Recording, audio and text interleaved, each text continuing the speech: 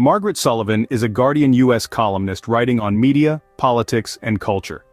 In her recent article on Thursday the 9th of November 2023 with the title, "The Public Doesn't Understand the Risks of a Trump Victory, That's the Media's Fault," she says whatever doubts you may have about public opinion polls, one recent example should not be dismissed. Yes, that poll, the one from Siena College and the New York Times that sent chills down many a spine. It showed Donald Trump winning the presidential election by significant margins over Joe Biden in several swing states, the places most likely to decide the presidential election next year.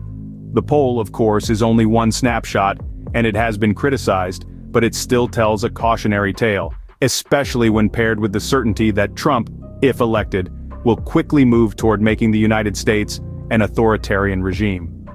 Add in Biden's low approval ratings, despite his accomplishments, and you come to an unavoidable conclusion. The news media needs to do its job better. The press must get across to American citizens the crucial importance of this election and the dangers of a Trump win. They don't need to surrender their journalistic independence to do so, or be in the tank for Biden or anyone else. It's now clearer than ever that Trump, if elected, will use the federal government to go after his political rivals and critics, even deploying the military toward that end. His allies are hatching plans to invoke the Insurrection Act on day one. The U.S. then would resemble a banana republic, a University of Virginia law professor told the Washington Post when it revealed these schemes. Almost as troubling, two New York Times stories outline Trump's autocratic plans to put loyal lawyers in key posts and limit the independence of federal agencies. The press generally is not doing an adequate job of communicating those realities. Instead, journalists have emphasized Joe Biden's age and Trump's freewheeling style. They blame the public's attitudes on polarization, as if they themselves have no role. And of course, they make the election about the horse race, rather than what would happen a few lengths after the finish line. Here's what must be hammered home. Trump cannot be re-elected if you want the United States to be a place where elections decide outcomes, where voting rights matter, and where politicians don't baselessly prosecute their adversaries. When Americans do understand how politics affects their lives, they vote accordingly. We have seen that play out with respect to abortion rights in Ohio, Virginia, Wisconsin, and beyond. On that issue, voters clearly get that well-established rights have been ripped away, and they have reacted with force. Women don't want to die for Mike Johnson's religious beliefs, as Vanity Fair's Molly Jong-Fast said on MSNBC, referring to the theocratic House Speaker. Abortion rights is a visceral issue, it's personal and immediate. Trump's threats to democracy? That's a harder story to tell, harder than Joe Biden is old, harder than, gosh, America is so polarized. Journalists need to figure out a way to communicate it, clearly and memorably. It was great to see the digging that went into that Washington Post story about Trump and his allies plotting a post-election power grab. But it was all too telling to see this wording in its subhead. Critics have called the ideas under consideration dangerous and unconstitutional. So others think it's fine, right? That suggests that both sides have a valid point of view on whether democracy matters. Deploying the military to crush protests is radical.